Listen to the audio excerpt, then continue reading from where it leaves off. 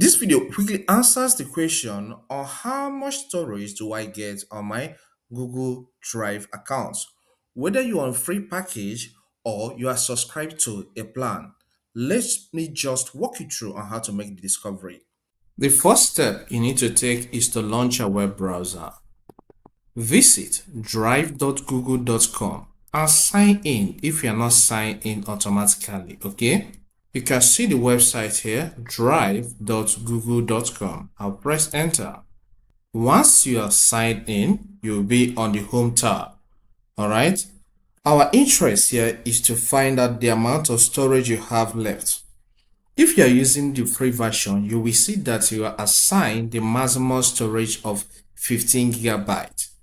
This includes the amount of files you receive in your other Google services like Gmail and the rest. All right, including this drive as well, Google Drive. Okay, maybe you are on subscribed package, you will see it here as well. So here it says that I have used 579.2 out of 15 gigabytes. So if I should minus this, that means I have about 14.4 gigabytes here. So do your mathematics, that means I have a lot.